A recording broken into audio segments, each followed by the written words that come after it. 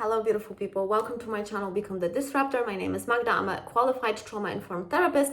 And today we're going to be talking about disembodiment. And actually, it's one of the biggest patterns that I see online in my clients, that I saw in myself when I was on my own healing journey. And this is the pattern that people love talking about their emotions, they love thinking about their emotions, but they are very uncomfortable in actually feeling them viscerally. And it's a huge problem because we don't have a language problem in terms of describing the feelings, but we do have a bodily problem, a visceral problem in actually feeling those feelings in the body and accepting them. Like, not even accepting them as in acceptance in a spiritual way, just accepting that feeling the emotion is part of you being human. And that's why you have the nervous system. So you can feel. And then also you can feel, life touching you. Yeah? Like people being around you. You feel, joy, you feel grief, you feel sadness, you feel creativity, whatever that is. And we can talk about it, but we are not very good at actually being present with our feelings, and not to be present again in a spiritual way, but just like you're feeling something and you're not trying to escape it. So a lot of people can describe their anxiety but not feel it.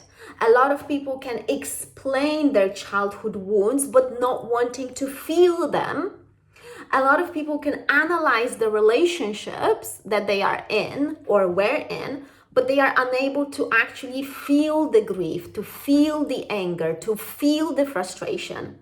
And this is because, your mind is very good to disconnect you from your body. It's like, how about if we think about this, especially, people who are highly, let's say, cognitively,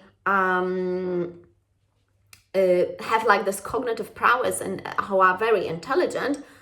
It's like, let's analyze this, let's think about this, let's think about our attachment. It's like, and again, because we have so much knowledge that is surrounding us all the time, this connection is almost like normalized. It's like we can talk about our feelings. And again, therapy, unfortunately, in an ironic way, is contributing to that, because we're talking but not actually changing the behavior or feeling the actual emotions. So what happens to those emotions is that they basically never complete. So you talk about something, you're not feeling it. So the emotion basically is almost like being recycled. It loops.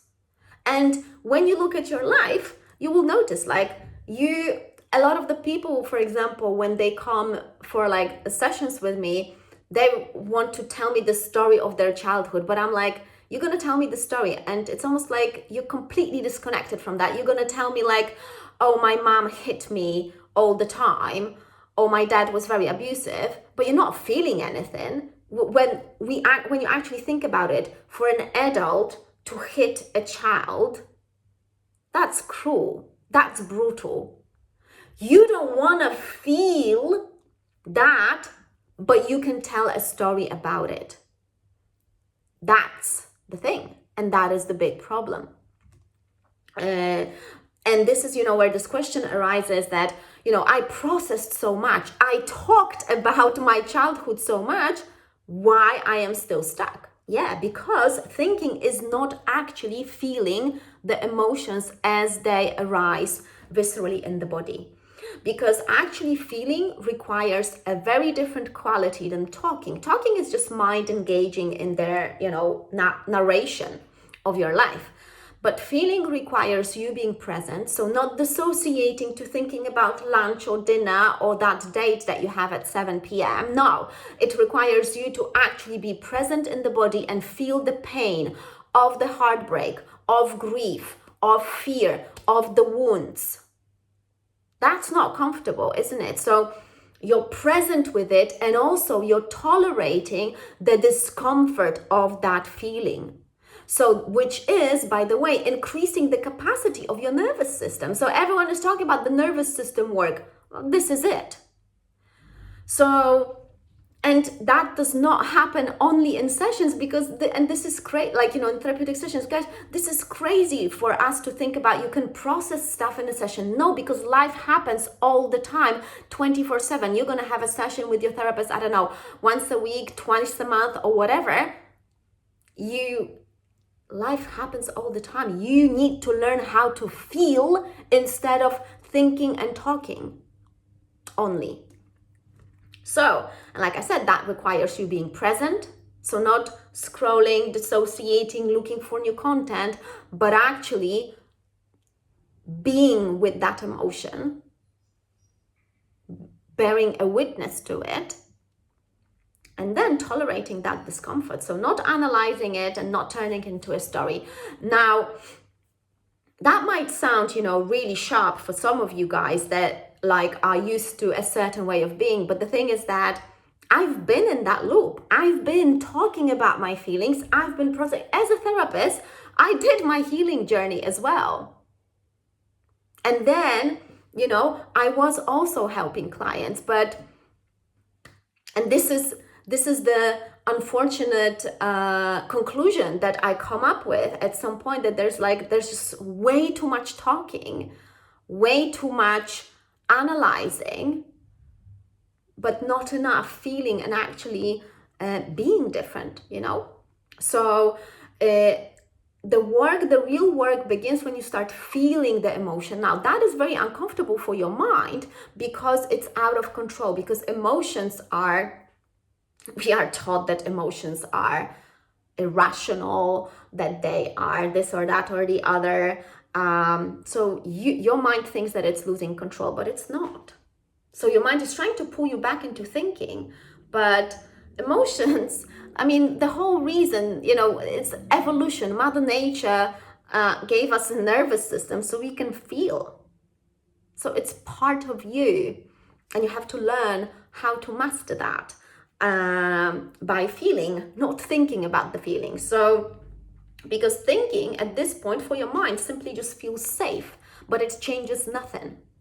So, if you recognize yourself in this particular, let's say, thinking and talking about your emotions loop, then start very simply. Next time when you feel something, whatever that something is, whether you would describe it as joy, creativity, any form of activation in the body.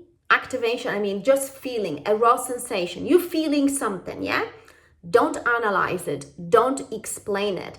Just be with it. Don't even ask the questions, where is it in my body? Like literally, really try to disconnect from any stories about that raw feeling and just be in that raw feeling. And guys, I'll tell you this because I've done this work. It's very uncomfortable. And I can see how a lot of my clients had been struggling with that in sessions when I was like, no, we're not talking about this. What you're feeling now, that activation, you gotta feel it. So feel it. And I'm gonna zip. And you're gonna zip too. And I'm just gonna be here. And some people can stay quite naturally. There'll be some clients who, let's say, quite naturally actually wanted to feel those emotions. And when they come up in a session, they will be able to feel them. And that emotion then completes the loop. So it's not being recycled again and again in the body, but it completes the loop. And then when they talk about it, they usually have new insight, because guys, this is the thing. This is where the change starts. When you start feeling those emotions, your nervous system is learning that it is safe to feel.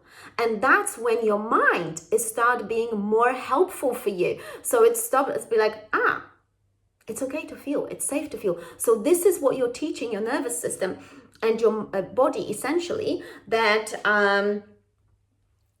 you can simply do it, because this is part of your human nature to feel things, not only think and talk about them. That too, you can, but we really forgotten about the embodiment side of things. So, and like I said, you can do this shift like by yourself, or you can do it with a therapist. But again, just remember, life happens all the time, 24/7. So therapy can be there to model that for you, but you're going to be doing the work outside of the sessions. But guidance for a lot of you guys at this point really matters, because you are so good at writing stories about your feelings, but you're not really good at feeling them. So if you want to learn how to actually feel them, and not for your nervous system not to get overwhelmed, and for your mind not trying to take over again, book a session with me or with a similar practitioner, so we can get outside of these loops and actually heal and actually change. So I trust that that was helpful, and it's going to be useful for you, because like I said, you already got a practice that you can incorporate into your life today, not waiting, not analyzing more, simply feeling, and then you'll see how things will change within you, not necessarily in the outcomes, but just within you. And yeah, and that is the work. And I'm gonna see you in my next video. Bye bye.